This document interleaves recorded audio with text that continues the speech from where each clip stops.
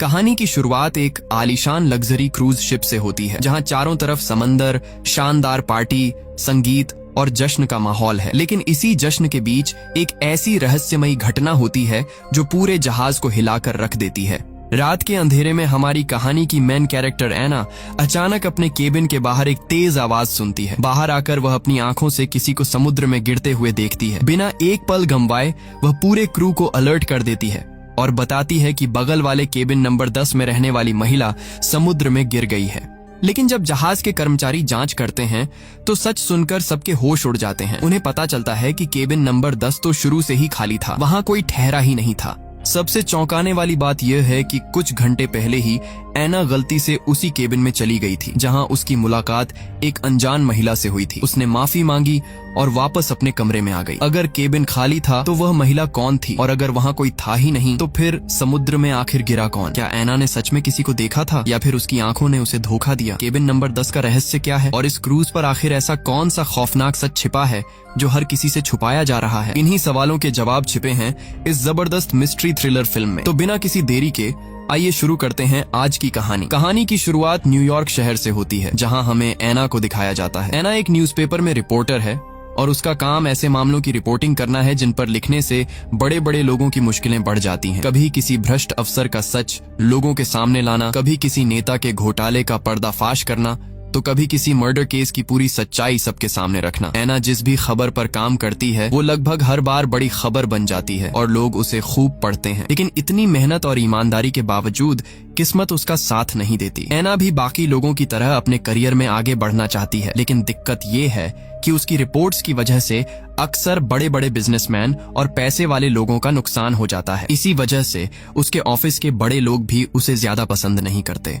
एक दिन उसे शहर के एक बहुत बड़े बिजनेसमैन पियर्स की तरफ से एक खास इनविटेशन मिलता है, लेकिन इस बार उसे किसी घोटाले या स्कैंडल की रिपोर्टिंग नहीं करनी है, बल्कि पियर्स चाहता है कि एना उसके बारे में एक अच्छी और पॉजिटिव रिपोर्ट लिखे। दरअसल पियर्स ने एक बड़ा कैंसर फंड शुरू किया है। इसी फंड की लॉन्चिंग के लिए उसने एक लग्जरी क्रूज पर शानदार पार्टी रखी है, जहां उसकी कंपनी के सभी बड़े शेयर होल्डर और खास मेहमान बुलाए गए हैं। क्योंकि इस फंड में आम लोग भी पैसा लगा सकते हैं, इसलिए पियर्स चाहता है कि मीडिया में इसकी अच्छी चर्चा हो। इसी वजह से उसने एना को भी बुलाया है ताकि वो इस पूरे कार्यक्रम पर एक अच्छी रिपोर्ट लिख सके।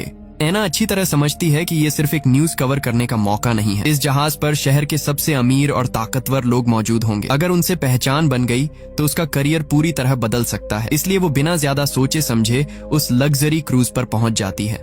लेकिन जहाज पर कदम रखते ही एना का मूड थोड़ा खराब हो जाता है। उसने सोचा था कि ये सफर बहुत मजेदार रहेगा, थोड़ा घूमना फिरना होगा, बड़े बड़े अमीर लोगों से मिलने का मौका मिलेगा और साथ ही अपना काम भी आराम से पूरा हो जाएगा। लेकिन जैसे ही वो जहाज पर चढ़ती है उसकी मुलाकात उसके एक्स बॉयफ्रेंड से हो जाती है। उसका एक्स पहले उसी की तरह एक रिपोर्टर था, लेकिन वो अपने काम में कभी ज्यादा नाम नहीं कमा पाया। आखिरकार उसकी नौकरी चली गई और अब उसने अपना प्रोफेशन बदल लिया है। अब वो इसी कंपनी के लिए फोटोग्राफर का काम करता है। दोनों एक दूसरे से बस हल्की फुल्की बात करते हैं और फिर अपने अपने काम में लग जाते हैं। इसके बाद एना अपना काम शुरू कर देती है। उसे पहली बार इतने बड़े बड़े बिजनेसमैन और हाई सोसाइटी के लोगों से आमने सामने मिलने का मौका मिला था। वो हर किसी से बात कर रही थी, उनका इंटरव्यू ले रही थी और धीरे धीरे सबसे पहचान भी बना रही थी। अंदर ही अंदर वो काफी खुश थी, क्योंकि उसे लग रहा था कि अगर इन लोगों से अच्छे रिश्ते बन गए तो उसके करियर के लिए ये बहुत बड़ा मौका साबित हो सकता है। ये देखकर उसका एक्स भी थोड़ा हैरान हो जाता है। उसे यकीन ही नहीं होता कि वही एना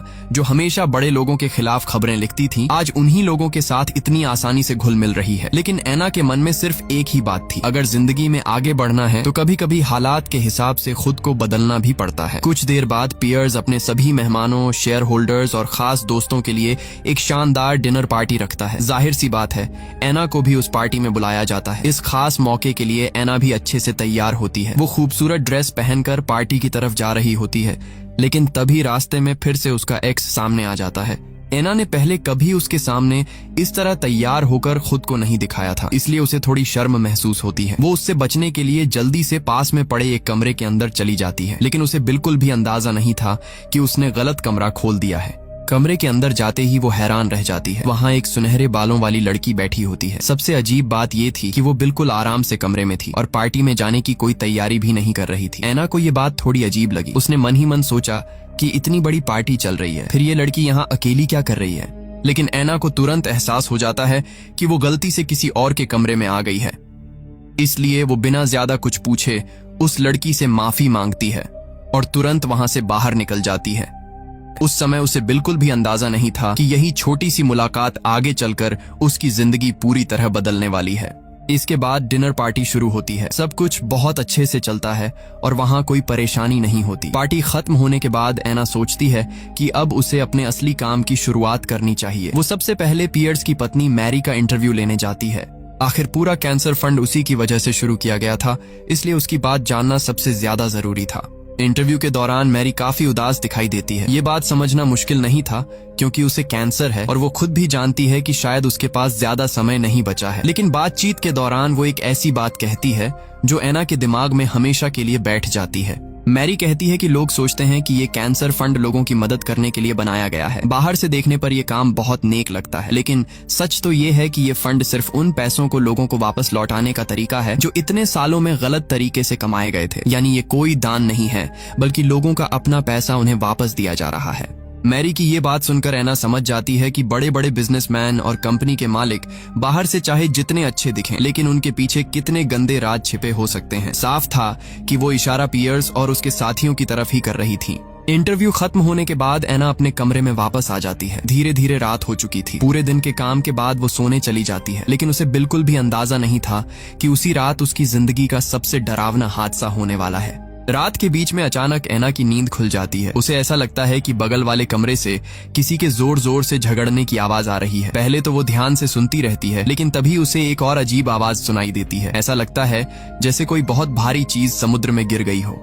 ये आवाज सुनते ही ऐना तुरंत अपने कमरे से बाहर निकलती है और जहाज के किनारे जाकर नीचे समुद्र की तरफ देखने लगती है। अंधेरा बहुत ज्यादा था, इसलिए उसे साफ साफ कुछ दिखाई नहीं देता, लेकिन थोड़ी देर बाद उसे पानी में एक औरत तैरती हुई नजर आती है। अंधेरे की वजह से वो उसका चेहरा नहीं देख पाती, लेकिन तभी उसकी नजर बगल वाले केबिन नंबर 10 की रेलिंग पर पड़ती है, जहाँ उसे खून के निशान दिखाई देते हैं। ये देखकर ऐना के होश उड़ जाते हैं। उसे पूरा यकीन हो जाता है कि अभी अभी केबिन नंबर 10 में रहने वाली औरत को किसी ने मारकर समुद्र में फेंक दिया है। बिना एक सेकंड की देरी किए वो तुरंत जहाज के स्टाफ को बुलाती है और उन्हें बताती है कि कोई औरत समुद्र में गिर गई है। ये खबर मिलते ही कप्तान तुरंत जहाज रुकवा देता है और रेस्क्यू टीम को तलाश शुरू करने का आदेश देता है। इसके बाद कप्तान खुद ऐना के पास आता है और उससे पूछता है कि आखिर उसने क्या देखा था।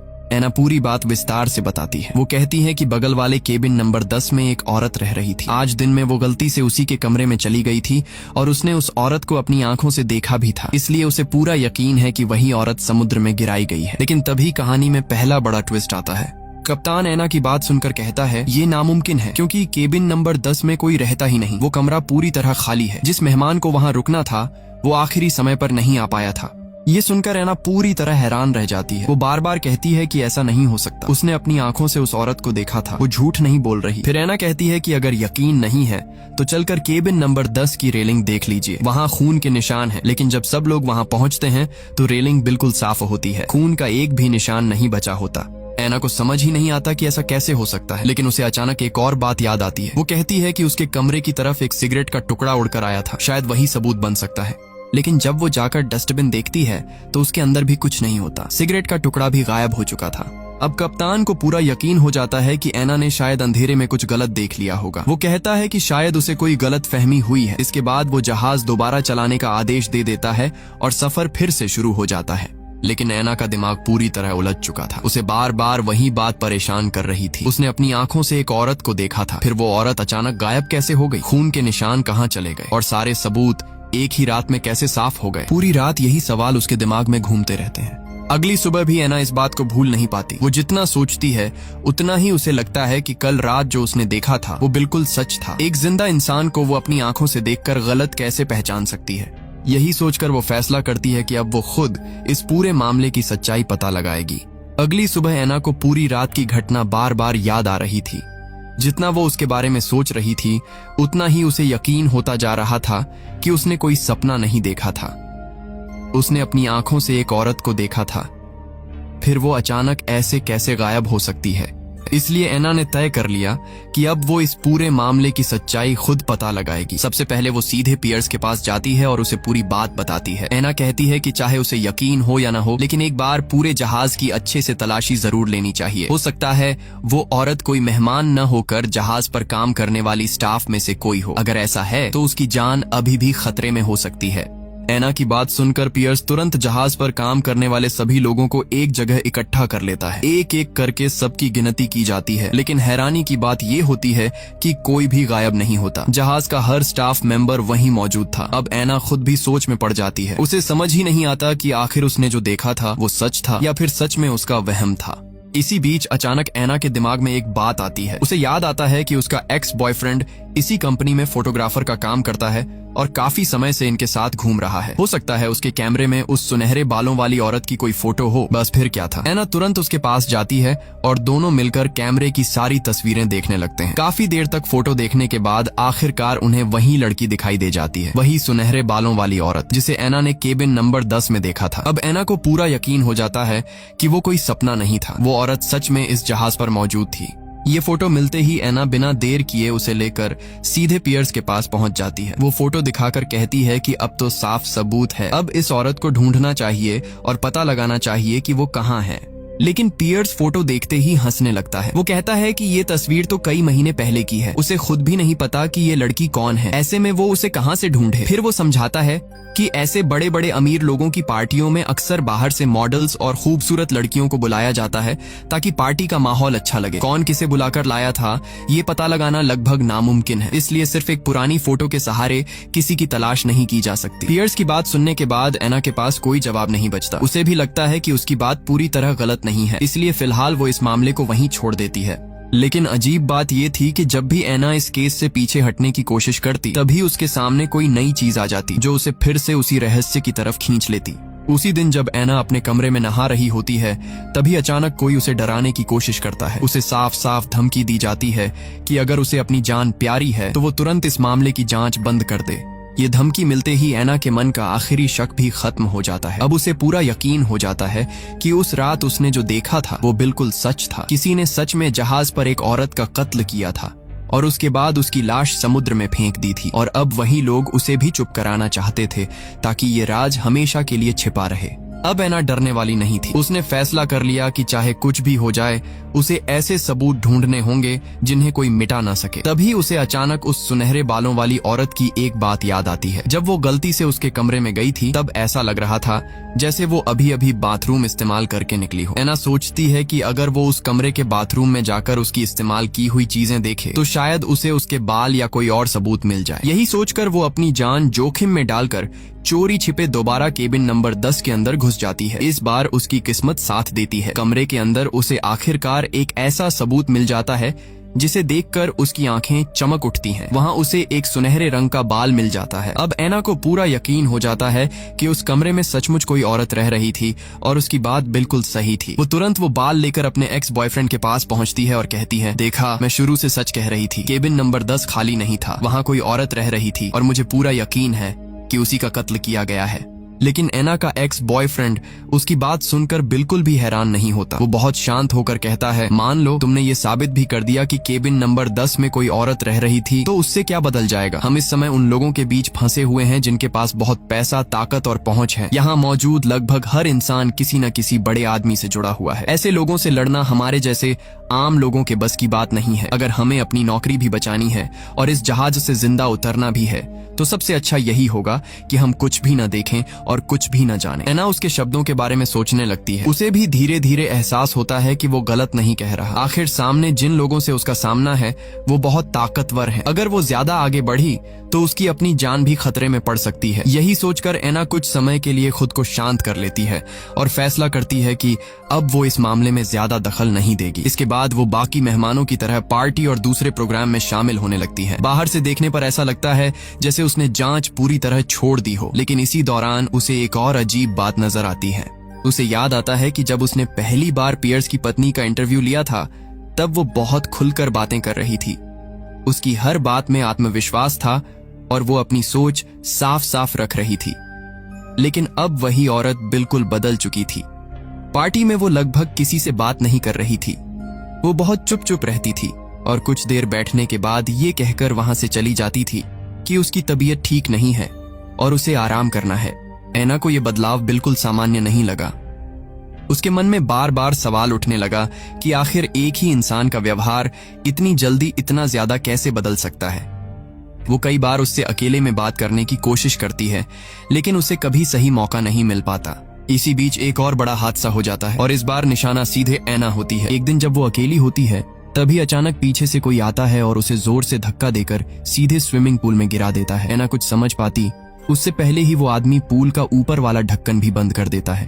अब ऐना पूरी तरह पानी के अंदर फंस चुकी थी। वो बाहर निकलने की पूरी कोशिश करती है, लेकिन ऊपर का रास्ता बंद हो चुका था। साफ था कि जिसने भी ये किया था उसका इरादा सिर्फ डराने का नहीं बल्कि ऐना को मार डालने का था। खुशनसीबी से उस स्विमिंग पूल के नीचे की तरफ एक कांच की खिड़की थी जो जहाज के अंदर बने आराम करने वाले हिस्से से जुड़ी हुई थी। ऐना पूरी ताकत से उस कांच पर हाथ मारने लगती है। उसकी आवाज सुनकर बाहर मौजूद लोगों का ध्यान उसकी तरफ जाता है। सब लोग तुरंत भाग कर आते हैं और किसी तरह उसे पूल से बाहर निकाल लेते हैं। बाहर आने के बाद ऐना बुरी तरह घबरा चुकी थी। अब उसे पूरी तरह समझ आ गया था कि उसका एक्स सही कह रहा था। उसने जिस राज की जांच शुरू की थी उससे जहाज पर मौजूद किसी बहुत बड़े और ताकतवर इंसान को खतरा महसूस होने लगा था। अब वो लोग सिर्फ उसे डराना नहीं चाहते थे बल्कि उसे हमेशा के लिए रास्ते से हटाना चाहते थे। लेकिन सबसे दर्दनाक बात यह थी कि जहाज पर मौजूद कोई भी इंसान उसकी बात पर यकीन नहीं करता। सबको यही लगता है कि ऐना का पैर फिसल गया होगा और वो गलती से पूल में गिर गई। ऊपर से उस दिन बारिश भी हो रही थी,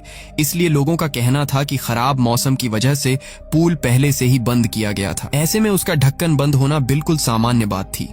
अब ऐना के पास अपनी बात साबित करने का कोई तरीका नहीं बचा था। वो चाहकर भी किसी को सच्चाई नहीं बता पा रही थी। तभी उसे अचानक याद आता है कि उसके पास तो अभी भी सबसे बड़ा सबूत मौजूद है, वही सुनहरे बाल जो उसे केबिन नंबर 10 से मिले थे। अगर वो बाल सबको दिखा दे तो कम से कम ये तो साबित हो जाएगा कि उस कमरे में सचमुच कोई औरत रह रही थी। लेकिन अगले ही पल उसके पैरों तले जमीन खिसक जाती है। ऐना को अचानक याद आता है कि जब लोगों ने उसे स्विमिंग पूल से बाहर निकाला था तब उसके भीगे हुए कपड़े और कोट भी स्टाफ अपने साथ ले गए थे ताकि उन्हें साफ किया जा सके। और वही सुनहरे बाल जो उसके सबसे बड़े सबूत थे उसके कोट की जेब में रखे हुए थे।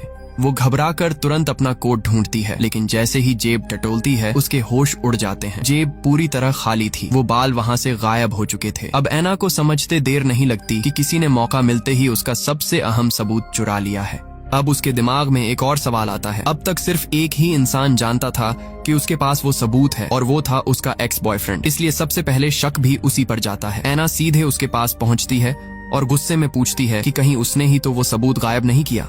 लेकिन उसका एक्स तुरंत सफाई देता है। वो कहता है, मैंने तुम्हारा सबूत नहीं चुराया, लेकिन मुझसे एक बहुत बड़ी गलती जरूर हो गई। वो बताता है कि कुछ देर पहले वो पियर्स और बाकी अमीर मेहमानों के साथ बात कर रहा था। बातचीत के दौरान उससे गलती से ये बात निकल गई कि ऐना को केबिन नंबर 10 से एक अहम सबूत मिला है। उसे बिल्कुल अंदाजा नहीं था कि उसकी ये छोटी सी बात इतनी बड़ी मुसीबत बन जाएगी। ये सुनते ही ऐना का सिर पकड़ लेने का मन करता है। उसे समझ नहीं आता कि वो गुस्सा करे या रोए। उसे लगता है कि उसका एक्स सिर्फ एक्स बॉयफ्रेंड ही नहीं बल्कि सबसे बेकार साथी भी है। उसकी एक गलती की वजह से अब दुश्मनों को भी पता चल गया था कि ऐना के पास सबूत था। अब ऐना के पास करने के लिए कुछ बचा नहीं था। वो फैसला करती है कि अब वो किसी तरह चुपचाप इस जहाज पर रहेगी और जैसे ही जहाज किनारे लगेगा वो बिना किसी झंझट के वहां से निकल जाएगी। लेकिन उसी रात कहानी फिर से ऐसा मोड़ लेती है जिसकी उसने बिल्कुल उम्मीद नहीं की थी। रात के समय अचानक उसके कमरे के दरवाजे पर दस्तक होती है। ऐना एक पल के लिए डर जाती है। उसे लगता है कि शायद इस बार उसे सच में मारने लोग आए हैं। लेकिन जैसे ही वो दरवाजा खोलती है उसके सामने एक काले कपड़े पहने हुई औरत खड़ी होती है। ऐना उस औरत को देखते ही चौंक जाती है क्योंकि उसने ये कपड़े पहले भी देखे थे। ये वही कपड़े थे जो उस सुनहरे बालों वाली लड़की ने पहने हुए थे जिसे ऐना ने पहली बार केबिन नंबर 10 में देखा था। बिना कुछ सोचे ऐना उसके पीछे दौड़ पड़ती है। उसके मन में सिर्फ एक ही सवाल घूम रहा था। उस रात तो मैंने अपनी आंखों से एक औरत की लाश समुद्र में गिरते हुए देखी थी। अगर वही औरत थी तो फिर ये जिंदा कैसे है? कुछ दूर जाकर वो औरत रुकती है और ऐना से कहती है, अगर अपनी जान बचानी है तो इस मामले की जांच यहीं बंद कर दो। जितना शांत रहोगी उतने ज्यादा जिंदा रहने के मौके हैं। लेकिन उसकी ये बात सुनकर ऐना और भी ज्यादा उलझ जाती है। वो उसका हाथ पकड़ लेती है और उससे सच जानने की कोशिश करती है। तभी अचानक एक और बड़ा ट्विस्ट सामने आता है। खींचातानी के दौरान उस औरत के सिर से उसके सुनहरे बालों वाली विग उतर जाती है। विग उतरते ही एना उसकी असली शक्ल देखकर पूरी तरह सन्न रह जाती है, क्योंकि उसके सामने कोई और नहीं बल्कि पियर्स की पत्नी खड़ी थी। एना अभी उससे कुछ पूछ भी नहीं पाती कि तभी वो औरत अचानक अपना आपा खो बैठती है। वो एना पर हमला कर देती है, उसे बेहोश कर देती है और फिर उसे जहाज के नीचे बने एक बंद कमरे में कैद कर देती है। अब एना पूरी तरह अकेली थी। उस अंधेरे कमरे में बंद होकर वो बार बार पूरी घटना के बारे में सोचने लगती है। वो हर छोटी बड़ी बात को जोड़ने की कोशिश करती है, लेकिन फिर भी उसे कुछ समझ नहीं आता। फिर अचानक उसे एक बात याद आती है।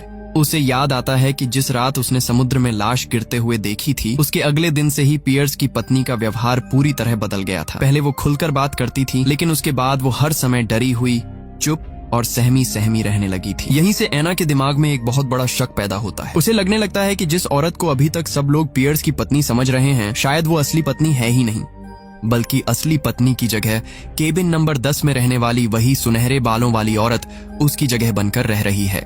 यहीं से एना पहली बार इस पूरे खेल की असली सच्चाई के बेहद करीब पहुंच जाती है। कुछ देर बाद वही सुनहरे बालों वाली लड़की फिर से एना के पास आती है। इस बार एना बिना डरे सीधे उससे कहती है कि अब उसे सब कुछ समझ में आ गया है। जिस औरत को अब तक सब लोग पियर्स की पत्नी समझ रहे हैं, वो असली पत्नी नहीं है। असली पत्नी की जगह वही लड़की उसकी पहचान लेकर सबके सामने उसकी एक्टिंग कर रही है। एना की ये बात सुनते ही लड़की समझ जाती है कि अब उससे सच्चाई छिप नहीं सकती, इसलिए वो आखिरकार सब कुछ सच सच बता देती है। वो कहती है कि एना का शक बिल्कुल सही है। पियर्स ने ही उसे पैसे देकर अपनी पत्नी का किरदार निभाने के लिए रखा था। उसने सोशल मीडिया पर उसकी तस्वीर देखी थी, क्योंकि उसकी शक्ल अपनी पत्नी से काफी मिलती जुलती थी। इसी वजह से उसने उसे इस पूरे प्लान का हिस्सा बनाया था। अब यहाँ फिल्म का एक पुराना सीन भी समझ में आता है। याद होगा जब एना ने पहली बार पियर्स की पत्नी का इंटरव्यू लिया था, तब उसने एक बात कही थी कि ये कैंसर फंड पियर्स ने उसके लिए नहीं बनाया, बल्कि वो खुद ये फंड शुरू करना चाहती थी। यानी पियर्स जो सबके सामने कह रहा था, असलियत उससे बिल्कुल अलग थी। सच तो ये था कि पियर्स की पत्नी चाहती थी कि इतने सालों में उनकी कंपनी ने लोगों से जो पैसा गलत तरीके से कमाया है, वो सब वापस लोगों की भलाई में लगाया जाए। उसे लगता था कि उन्होंने अपनी जिंदगी में बहुत गलत काम किए हैं और अब उन पैसों से लोगों की मदद करके अपनी गलतियों का कुछ प्रायश्चित करना चाहिए।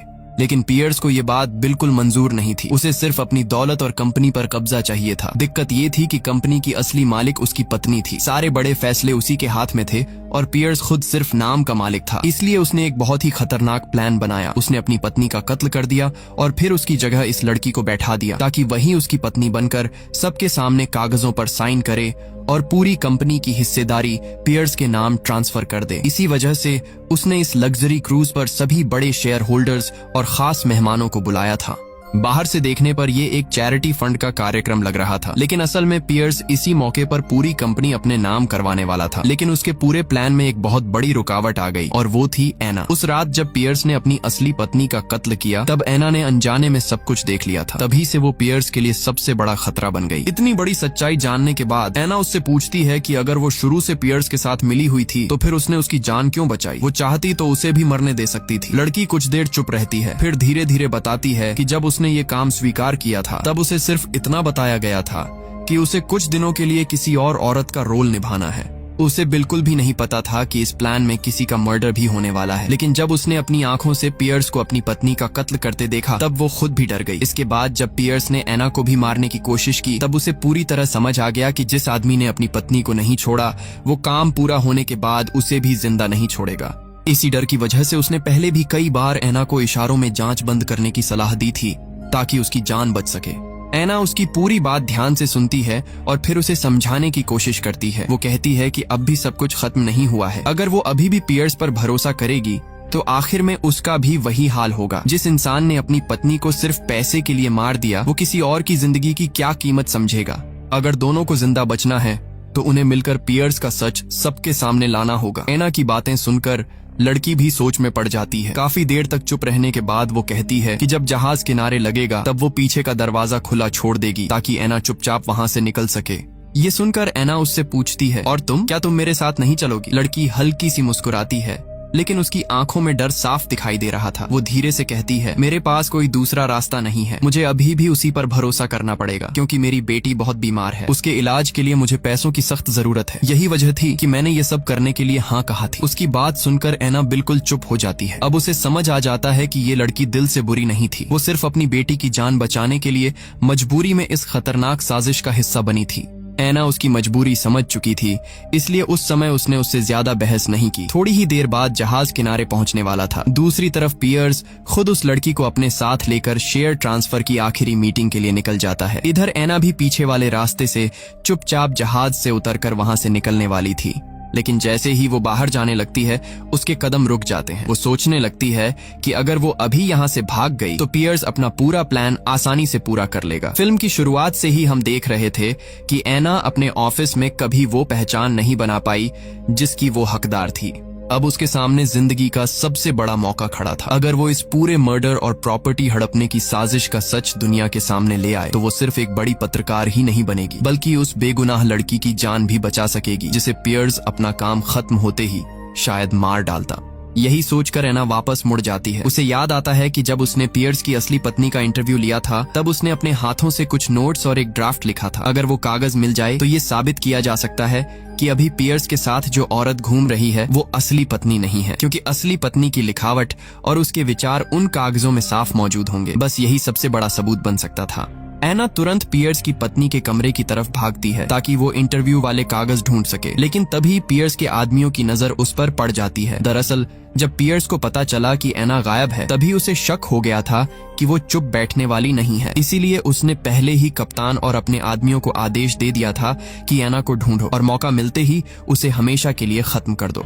यहीं आकर ऐना को एक और बड़ी सच्चाई समझ में आती है। अब उसे एहसास होता है कि इस जहाज पर सिर्फ मेहमान ही असली थे, बाकी लगभग सभी लोग, चाहे वो स्टाफ हो, वेटर हो या फिर खुद कप्तान, सब पियर्स के साथ मिले हुए थे। तभी तो उस रात किसी ने भी उसकी बात पर भरोसा नहीं किया था और हर सबूत कुछ ही मिनटों में गायब कर दिया गया था। कुछ ही देर में पियर्स के आदमी ऐना को पकड़ लेते हैं। वो उसे मारने ही वाले होते हैं कि तभी अचानक उसका एक्स बॉयफ्रेंड वहां पहुंच जाता है। इस बार वो बिना डरे ऐना की मदद करने के लिए उन लोगों से भिड़ जाता है। पहली बार वो सच में ऐना के लिए खड़ा होता है, लेकिन अफसोस ये लड़ाई ज्यादा देर नहीं चल पाती। पियर्स के आदमी बहुत ज्यादा थे, वो सब मिलकर उस पर टूट पड़ते हैं। किसी तरह ऐना वहां से बच निकलती है, लेकिन उसका एक्स वहीं मारा जाता है। अपने एक्स की मौत देखकर ऐना पूरी तरह टूट जाती है। वो चाहती तो उसी वक्त वहां से भाग सकती थी, लेकिन अब ये लड़ाई सिर्फ एक खबर की नहीं रह गई थी। अब इसमें उसके एक्स की जान भी जा चुकी थी, इसलिए उसने फैसला कर लिया कि चाहे कुछ भी हो जाए वो पियर्स को बेनकाब करके ही रहेगी। इसके बाद ऐना चुपके से उस हॉल में पहुंचती है जहां शेयर ट्रांसफर का कार्यक्रम चल रहा था। पियर्स स्टेज पर खड़ा होकर सबके सामने भाषण दे रहा होता है। तभी अचानक ऐना सबके सामने आ जाती है और जोर से चिल्लाकर कहती है, पियर्स एक कातिल है, उसने अपनी ही पत्नी का कत्ल किया है। ये सुनते ही पूरे हॉल में सन्नाटा छा जाता है। पियर्स तुरंत सिक्योरिटी को इशारा करता है कि ऐना को वहां से बाहर निकाल दिया जाए, लेकिन तभी कहानी में आखिरी बड़ा ट्विस्ट आता है। जिस लड़की ने पियर्स की पत्नी बनकर सबके सामने उसकी एक्टिंग की थी वो अब ऐना का साथ देने का फैसला कर चुकी थी। वो सबके सामने कहती है कि पहले ऐना की पूरी बात सुनी जाए। अब पियर्स का पूरा प्लान बिखरने लगा था। आखिरकार उसकी साजिश सबके सामने आ जाती है। पुलिस मौके पर पहुंचती है और पियर्स को अपनी पत्नी के कत्ल, धोखाधड़ी और पूरी प्रॉपर्टी हड़पने की साजिश के आरोप में गिरफ्तार कर लिया जाता है। आखिर में पियर्स को हथकड़ियां लगाकर ले जाया जाता है और उसकी पूरी चाल वहीं खत्म हो जाती है। इसी के साथ फिल्म भी खत्म हो जाती है।